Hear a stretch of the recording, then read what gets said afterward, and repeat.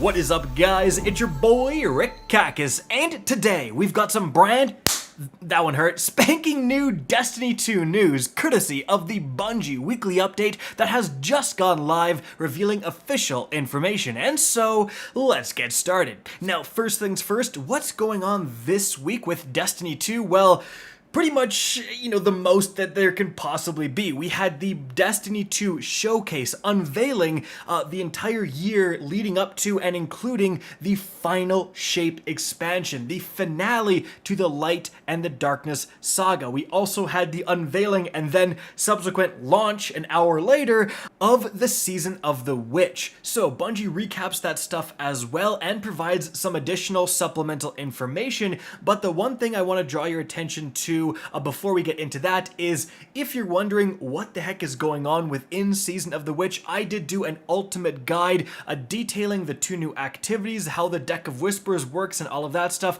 I would highly recommend checking that out. But moving on to the brand new information within the TWAB, first of all, Bungie talks about the showcase and the Final Shape. And they do that within a showcase recap article containing additional information. And there's also a Final Shape press kit with brand new images as well I'm going to be including. So if you watch the showcase, you're probably going to learn a lot more in this video. First off, the Pale Heart of the Traveler. They say a realm of infinite possibilities awaits within the Traveler. The Pale Heart is born both from the power of the light and the memories of the darkness. It's the place the Witness has been trying to reach for so long, and now that it has arrived, it's where the Final Shape will be conceived. Unless we can stop such machinations, the universe will become a single moment frozen in time forever. Bungie continues to say it's hard to define exactly what the Pale Heart is, but it's a world that's been created by the Traveler's consciousness, one that has been influenced both by the presence of the Witness and the Guardians. It's a realm of infinite possibilities made a reality by the experiences and desires of those inside it. They say exploring the Pale Heart through the Final Shape campaign will feel like a more focused experience than ever, and will have a clear path for players to follow. It's the first linear destination in Destiny's history and will feel both familiar and unsettling. It will evolve along with your actions, and the enemies plaguing it will escalate their aggression the more you advance on your mission to stop the Final Shape from coming to fruition. Now, the last thing they say about it is, but the campaign is only one part of the Pale Heart. Once completed, the destination will open up and new secrets and activities will be available. Players will be able to explore it thoroughly then, causing a reaction that will change the world surrounding them. So I think we got hints of this within the showcase, but Bungie expands a bit more on this. It really appears like we're going to start in kind of the Destiny 1 dilapidated tower and move from there. Things are going to get more wacky, more dark as we get to the monolith, but they mention this is going to be a linear area. So right now, if you go to any destination in Destiny, it all kind of connects with itself. You have, one load zone here that connects to a secondary load zone, which connects to a third load zone, which connects back with the first one, right? Like, that's how pretty much every destination is laid out. But Bungie is saying, no, this one's going to be linear. Like, it's not necessarily going to connect to itself. You have an area of the old tower, then you maybe have this desert area, you have this other area, and you're getting to the monolith. It's not shaped like any destination we're familiar with, which actually could be very cool. And also mentioning that everything opens up for exploration once you beat the campaign and unlocks new activities. They keep also mentioned changing, like perhaps you're actually going to have a changing destination where, very similarly to the Dreaming City, where you would have the escalation of the darkness, right? You would have the darkness cycle every week. You'd have a different level of the curse, and this would influence the appearance of the Dreaming City. Perhaps we're going to get something very similar to that within the Pale Heart. It certainly sounds like it. Moving on from there, Bungie talks about new supers and aspects. So they say that Warlocks will become the ultimate expression of solar power. They will be able to obliterate waves of enemies with Song of Flame, a new super that overcharges their abilities while buffing their allies with Scorch for their solar weapons. And let's not forget about the new aspect that creates a solar soul when using a class ability. It can set entire armies ablaze from a distance. So especially the fact that the new Warlock super will buff your teammates, that could be very interesting. Like having a whole team of solar weapon users, suddenly one person pops their super and you're scorching for way more damage. That could be very cool. Somewhat reminiscent of the old Destiny 1 Radiance, where it would just let you use your abilities so much more, right? Moving on from there, the Titans will have Twilight Arsenal, a ranged one-off void super with 3 very potent functionalities. First, you throw 3 consecutive huge void axes to disintegrate enemies on hit. Second, once those axes plunge into the ground, they will start pulling enemies to keep damaging them. Third, you and your allies can wield the axes in battle to finish whoever dares cross your path. Titans will also have the new Void aspect that lets them consume their grenade to create a moving shield that not only protects them and their fire team, but also absorbs enemy attacks. The stored energy can be then released into a massive area of effect attack that won't leave a single combatant standing. So, this is right here is why I like to go over this stuff. Even though I watched the showcase, like I kind of forgot, like everything was happening so fast, I kind of forgot about the fact that for the Titan super, you're going to get that pull effect. You're going to get that vortex suck effect. And I know when I'm sucking guys with the vortex grenade with my Warlock, right? That is absolutely incredible. The fact that you can pull enemies in is so good for just getting everyone ready to unleash another powerful attack, a rocket, the grenade itself, just creating volatile. Like there's so many different things you can do with that like pull suck effect, and that is very, very important. And again, the fact that you can go and pick up those axes, like that just seems crazy, essentially turning your super almost into relics for your team. Moving on from there, they say Hunters will have a new arc super called Storm's Edge. Arc energy is all about movement, so it seems natural that Hunters can summon an electrified dagger that teleports them on impact and allows them to perform a powerful whirling strike for massive damage. It can be executed 2 additional times. There's also the new arc aspect that allows Hunters to consume their class ability while airborne, propel themselves into the air, jolt and damage enemies that are below, and amplify themselves and nearby allies, all with a single move. And yes, you can pair it with Tempest Strike for an amazing arc-based combo. So I feel like this super is gonna be the best in PvP. Being able to like throw your super into one of the many caves on maps, right? Where enemies are hiding out waiting for you to come and gun you down. Well, suddenly you're right in there next to them whirling around in your super. Like it just seems like a perfect way to get people off of an objective or what have you. But yeah, it just seems incredible for PvP. Now, moving on from there, guys, they also talk about the new enemy type called the Subjugators. So there's going to be 2. One is going to wield Strand and the other is going to wield Stasis. And Bungie says, if Lucian Hive and Tormentors made you shiver, prepare for the aggression and area denial abilities of Subjugators. Yeah, you know what? Nothing makes you more upset than when you get the suppression grenade from the Lucian Titan and just takes you out of your super and you just almost turn off your computer. So I don't know if I'm looking forward to these, but anyways, moving on from there, guys. The next section is a renewed arsenal. So Bungie says new exotics, new legendaries, new subfamilies, and perks. There are tons of weapons awaiting you in the final shape. The Tessellation will be the first at your disposal. You can equip it right now by pre-ordering the final shape. Yeah, I did a video on this, guys. It's linked up above, but this is a pretty crazy exotic available in the game right now. It will change to whatever element your subclass is. But that means, since it's in the energy slot, if you have a solar or strand subclass equipped, you're going to be able to have, a strand weapon in your primary kinetic slot, this as your next Strand weapon in your energy slot and a Strand heavy. Like, you'll be able to have every single weapon in your arsenal all Strand or all stasis, and obviously that's some pretty insane synergy right there.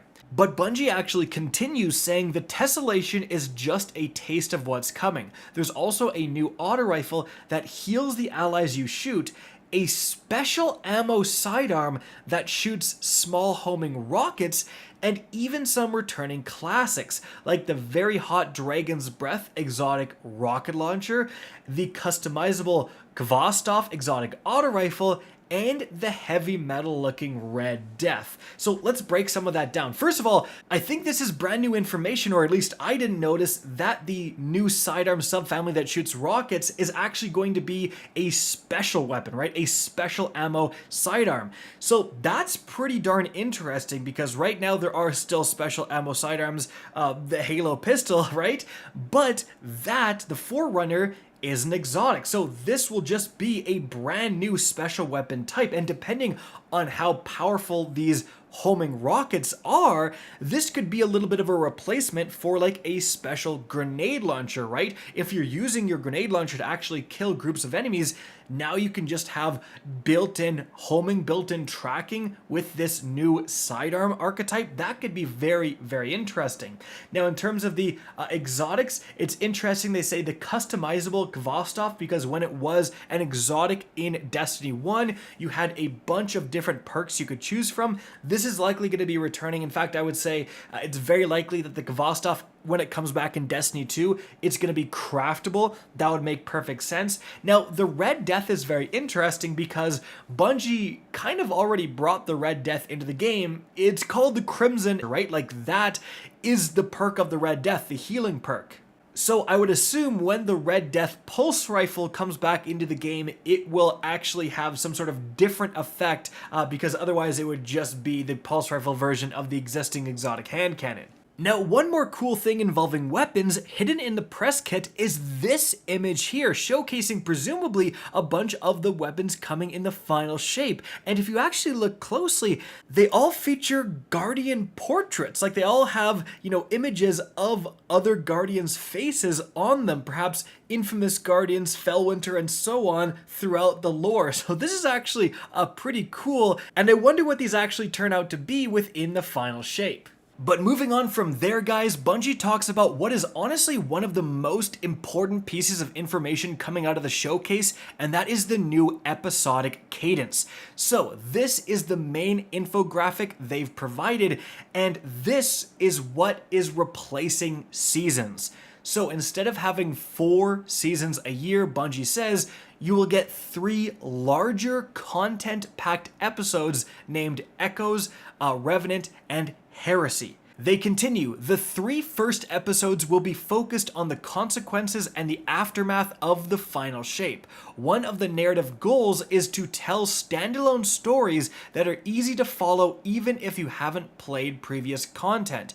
Episodes will also deliver more frequent story beats compared to seasons, so players can expect to experience new bursts of storytelling told through acts. Each episode will be split into 3 acts. Each act will launch around every 6 weeks with new story elements, new quests, new rewards to earn, and more. The first act of an episode will feel packed with a big offering of new stuff to do and chase. The second and third acts will expand the episode experience with more activities, story, and rewards, along with new additions to rank rewards such as exotic ships. Now, interestingly, Bungie says on top of the new story plan for each episode, each one will have a new exotic weapon and a new exotic mission, as well as new legendary weapons, additional artifact perks, and 200 pass ranks split across the 3 acts. So the first 100 ranks of whatever the new season's passes and the rewards will be available in the first initial act of each episode, and the second and third acts will have 50 more ranks added on. It's a similar idea for the artifact perks. The first act will have 25 available and establish a particular meta, and then the 2 following acts of the episode will unlock another 5 perks each. to make your existing builds grow even further. Now, all these 3 episodes are included in the Final Shape Plus annual pass, but they say each episode will be available separately in the game for 1,500 silver. Okay, so this again is so darn interesting because they keep saying, oh, we've gotten rid of the 4 seasons. But remember, one of the seasons is always in a weird place because it launches at the exact same time as a brand new DLC, right? So when Lightfall came out, technically it was also Season of the Defiance, but you kind of almost forget about it because you're mainly focused on all of the massive, content of the major expansion. So the fact that Bungie's like, yeah, we're cutting that out, and the fact that they have not mentioned a big expansion at all would mean that potentially we're not getting another big, Final Shape, Lightfall, Witch Queen sized expansion next year. Perhaps it's just these echoes, and then Bungie is spreading the resources of that big expansion throughout these echoes. Like maybe the echoes will come with, one has a brand new raid, another has a brand new dungeon. They're all included inside these echoes instead of locking a ton of content in a paid DLC. Now, these are still going to be paid, but again, it could be very interesting to, I don't know if you guys are Destiny veterans, but almost go back to the Destiny 1 Dark Below and the House of Wolves expansions that were $20 each, but they offered arguably more content, a new raid in Dark Below and stuff like that, than the seasons we're getting now. So very interesting way to kind of split up the year. We're really going to have to see how these play out. My worry is that if we're not getting a big expansion that overhauls a bunch of things, maybe these seasons will feel a little bit lackluster. Also, I'm not 100% sure I'm on board with the axe, because although that's a great way to keep you coming back, if Bungie is asking you to come back over and over and over again, new content, it is a way to increase burnout. It's almost nice having a season that just has very front focused, people can play and enjoy all the new content, and then when the season dies out, the season dies out. That's just what happens. You can go and try other stuff, go on vacation, whatever you want to do, right? But if you're coming back consistently for these different acts, and they're wanting you to come back and play the game more and more and more, again, it can be a little bit of a vicious cycle that could end up backfiring. Now, to be honest, guys, my personal theory is that if they're actually not doing a big expansion every year now, they're just having these episodes, they're making Destiny 3. Like, they're taking the resources, instead of working on those huge major expansions, they're working on Destiny 3, and that's why they have this new episodic cadence. They only have to make 3 a year, stuff like that. So maybe they won't be that content rich. It's just kind of providing just enough content for Destiny 2 to continue before the big shebang, the real next chapter in Destiny comes out. That's just my personal theory. My evidence for that is basically nothing, but I just thought I'd mention it. Now, moving on from there, guys, some very interesting information about kind of how new players are going to be brought into the game. They have a section on breaking barriers right here, and one of the most important things is fireteam power. So they say to ensure that you can always play with your friends, most activities that use power will also include a new fireteam power feature. Let's say you want to play a Nightfall, but your friends' power levels are low enough that they would have a difficult time. No problem, because once they join your fire team, the member with the highest power level will boost the rest of the team close to their level for as long as you are all together. This way, no one will be left behind, even on the most demanding pursuits. Great way to get new players and returning players back to the game, but is this a true long-term solution, or is the real solution to fix leveling and make the leveling process more enjoyable and rewarding, right? Moving on from there, we also have timeline reflections, which is in the game right now, actually, and you can essentially play these old story missions and potentially get rewards too that have like the major story beats. Like you get to go and play the level where Cade 6 kind of dies and sacrifices himself, right? You get to play a main level from Beyond Light. And again, this is perfect for new players to get caught up on the story. Moving on from there, guys, a huge thing is that Fireteam Finder is coming next season, and Bungie actually provides this image of how it will look. So you have the search for Fireteam or create a Fireteam. Then you also have the Guardian Oath, where I think you just go there and say, I promise not to be toxic. We'll see how that goes. But Bungie says just choose the activity you are aiming to complete and pick between a few different tags, so players interested in joining your fire team can understand your objectives a bit better. Are you a new player or a veteran? Do you have the afternoon free or only a little bit of time looking for a checkpoint? There's a tag for almost everything. I truly think this will be one of the biggest additions to Destiny 2. The fact that you don't have to use a third-party website to go and find a fire team, the fact that like anyone now can potentially be a raider and experience so much of the content this game has to offering. Once they add this, I think it will really, really improve the game and help, new players and returning players actually stick around. Moving on from there, guys, Bungie talks a little bit about the Season of the Witch, which is live right now. They mentioned the new exotic, absolute crazy wombo combo with the new Hunter gauntlets, by the way. Did a video on that, check it out, linked up above. But they also revealed that Crota's End would be the returning raid launching September 1st. Now you also see in the Crota's End trailer that the actual armor is the Age of Triumph Crota's armor, which is so sick. Like, that has always been talked about as one of the best armor sets ever made. In fact, in the TWAB, Bungie actually expands on some more important raid information. So, they say, first of all, contest mode will be enabled for 48 hours. You will need to be 1790 power to be at the cap for all of the encounters to take the raid on. So 1790 is the power level you're looking at. Then they say clearing the raid with contest mode active is the first step. It will then unlock the challenge mode in the Director and the special Superior Swordplay Triumph with the challenges for each encounter. To complete the Superior Swordplay Triumph, a fire team must complete a curated list of challenges in the challenge mode and claim the Triumph to snag the World First title. Importantly, to enforce the Triumph requirements in challenge mode specifically, your fire team will wipe if you fail the success conditions during any encounter. Now, they also say, for Crota's End, we've made some tuning changes to contest mode. As summarized below, our goal is to maintain a high bar of challenge for the launch of the event achievements relative to the ever-expanding capabilities of players. So they've increased the cap of player outgoing damage versus combatants. Keep in mind that the incoming damage cap did not change. Additionally, some enemies will gain elemental shields, and all enemies will be more aggressive than in the previous contest mode.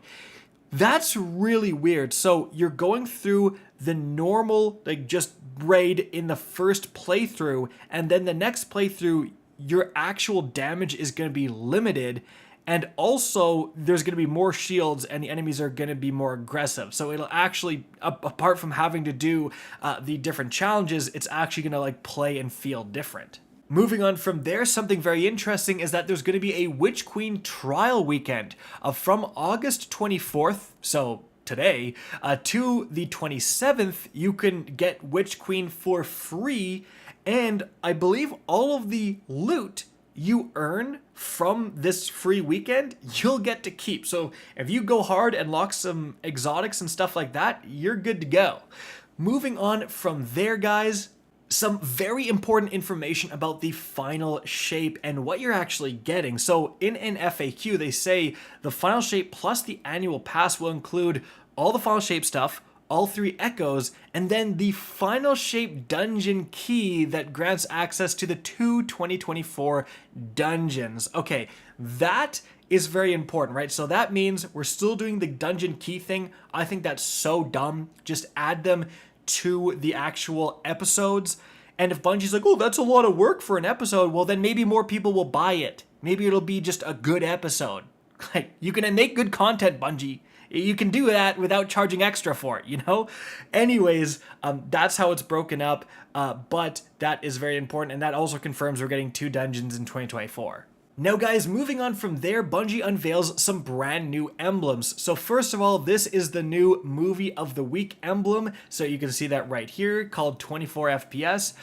They also say, the Art of the Week emblem is also brand spankin' new. Is that a reference to me? Probably not. They don't even follow me on Twitter. And as color blocking that would make your friend from art school so proud. So you can see that right here. Moving on from there, they say there's the latest fashion emblem that you can earn as well. And that's pictured right here. And so guys, that's it for the video. Hope you enjoyed and found this informative. If you did, please remember to help me out by simply rating and especially sharing this video. If you guys want to see more Destiny 2 content similar to this, don't be afraid to slap that subscribe button. If you want to get in touch with me and keep up to date with the latest channel activity, the best way is to follow me on Twitter at RickCacus. That is linked in the description down below. Again, I hope you enjoyed the video, and as always, have a good day.